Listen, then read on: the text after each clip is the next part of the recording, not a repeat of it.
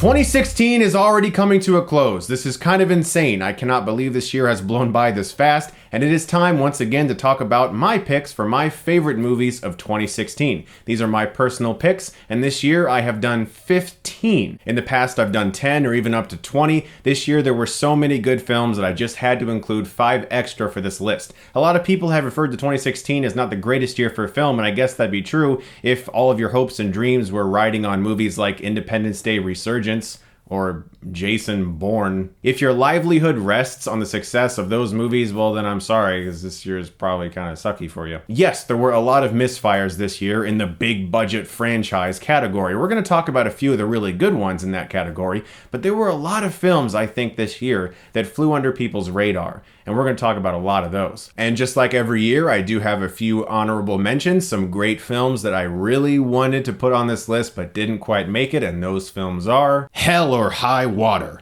Hunt for the Wilder People, Sing Street, Kubo and the Two Strings, Fences, and 10 Cloverfield Lane. And like I say every single year, but I must reiterate once again, grades don't matter here. This is not an automatic ranking based on grade. These are my personal favorite films that I can see myself watching over and over again for years to come. So let's get going with number 15.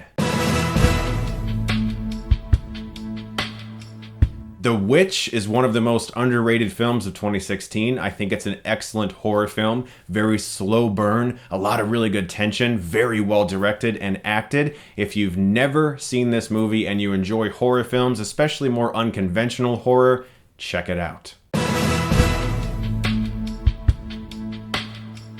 Swiss Army Man, for me, is one of the most original films of the year. A lot of critics did not get this film. A lot of people said, I don't know, he farts a lot, he's dead. That's okay, that's weird. I loved Swiss Army Man. I found it incredibly subversive, completely different, and wholly unique.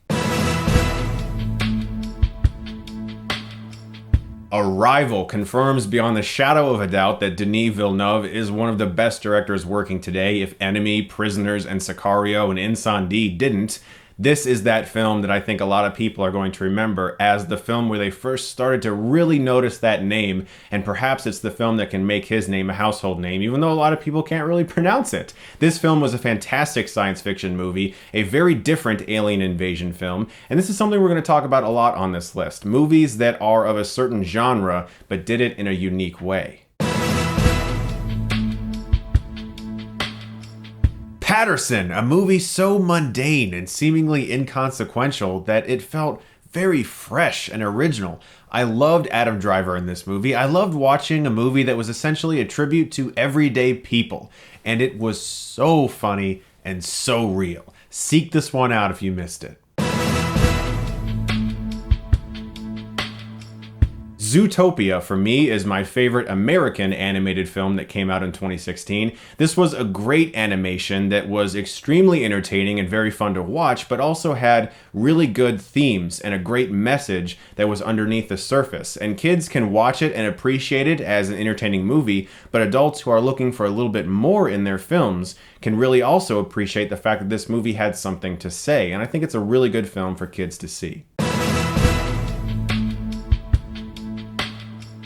Manchester by the Sea was one of the most realistic films I saw in 2016. The drama was so real and palpable. It was such a poignant film and very crushing emotionally. Casey Affleck and Michelle Williams were amazing in the film. All of the acting felt as if I was watching real people. It didn't necessarily feel like I was watching characters that were written on a page and then transferred to screen. It just felt like I was watching real things happen before my eyes, and I felt like after it ended, I could have watched a lot more.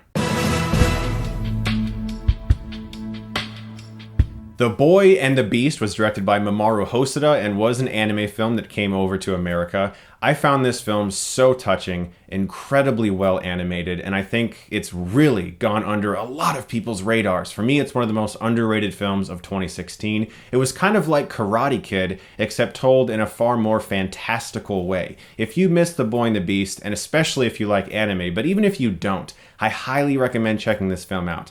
It always bugs me how films like this are just kind of thrown into theaters and then no one ever talks about it again. The Boy and the Beast, I think, is one of the most touching animated films that I've seen and one of the most underrated films of 2016.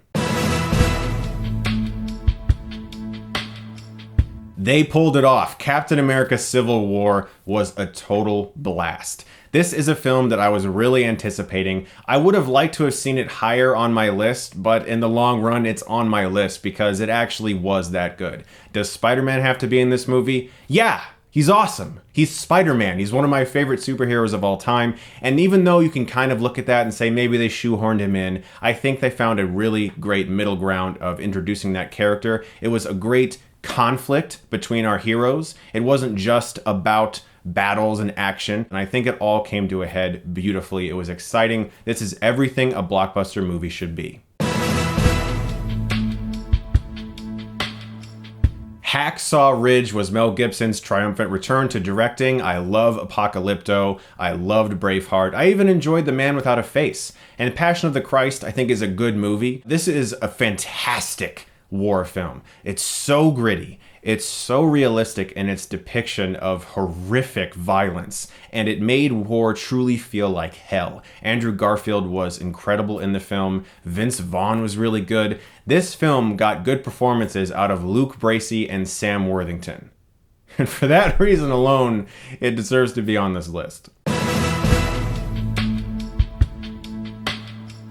Moonlight. This is a film that I can't see myself rewatching a lot because it is very long and it's very depressing and it's very intense in its depiction of a boy growing up in a harsh urban environment. But despite the fact that I can't see myself popping this Blu-ray in every once in a while, I couldn't find a single flaw with this movie. This film is directed so masterfully and it told its story with such beautiful, heartfelt emotion. I think if you missed this film in theaters, definitely seek out that Blu-ray when it comes out.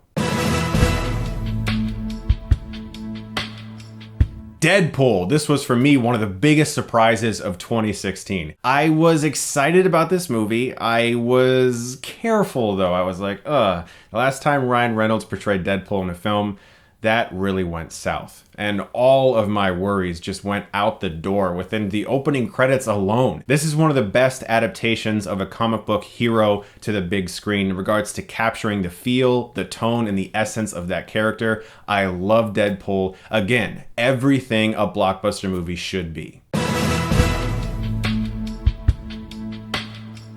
Your Name is the anime film that I got to see in LA when it was doing its Oscar qualifying run, and I was so glad that I did because this film truly touched me. It's my favorite animated film of 2016. It's a great, great story that tells a romance in a very unique body-swapping way that I've never really seen in animation and not too much in live action either. There are movies that swap gender roles and people go in and out of other people's bodies, but it was never quite told in this way, and it also mastered something that's very hard to do, especially in animation. When you start out a film and it's very lighthearted, there's that transition where it gets to serious, and sometimes in film, that's where you mess up, bridging that gap between fun and lighthearted to intense and emotional, and this film did it perfectly. I highly recommend checking out Your Name. I know a lot of you never saw it, and some of you probably haven't just because it hasn't come to your area yet. When it does, please go see this movie. I'm sure you're going to enjoy it.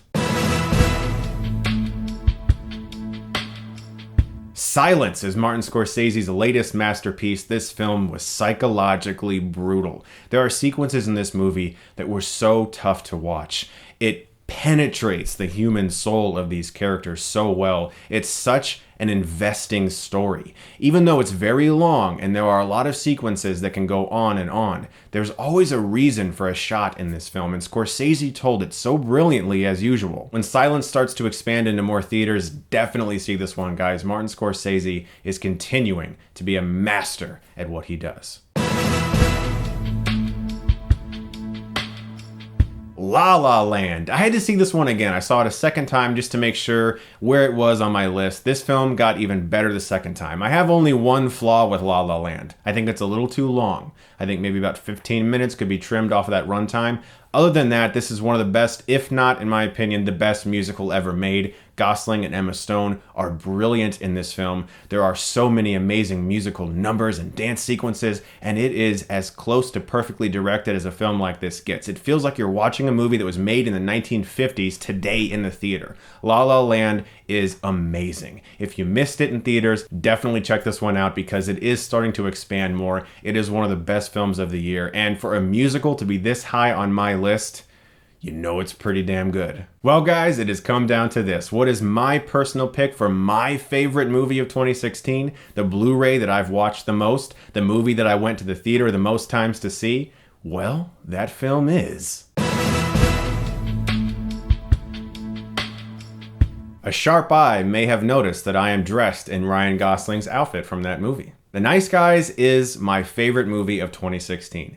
This is a film that people just don't make anymore. When's the last time you saw a great detective noir style mystery? These films aren't on the market anymore, and it's no surprise. This film tanked heavily at the box office. Nobody saw it. No one's talking about it anymore. Everyone that I have talked to about this film that did actually see it liked it or loved it. I've not talked to a single person that didn't like The Nice Guys. I think it is such an original film. Shane Black wrote and directed the shit out of this movie. His script is so incredible. I just rewatched it last night on Blu-ray to make sure this is my favorite movie of the year. And despite having seen it multiple times already, I laughed my ass off the entire time. Gosling gives, I think, one of the best comedic performances that I have seen in the past 5 to 10 years. Russell Crowe is such a great companion piece for him. They work together so well. The chemistry is amazing. If you watch these two in interviews for The Nice Guys, they're great. This is a movie that has a fight scene with Keith David in it. If you're a fan of the movie They Live, well then you know that a fight scene with Keith David is a pretty awesome thing to see. Let's talk about Angourie Rice in this movie. My God, one of the most underrated performances of 2016. Her accent in this movie is perfect. She is so great in this movie and so funny. It's no surprise that she's in the new Spider-Man film. If you watch the Blu-ray special features of this movie and go to the Always Bet on Black special feature, you will hear Shane Black talking about the fact that he wanted to make a sequel to this. That he actually says, I could make movies like this with these two characters for the rest of my life. And he goes, I'm not saying sequel, but sequel.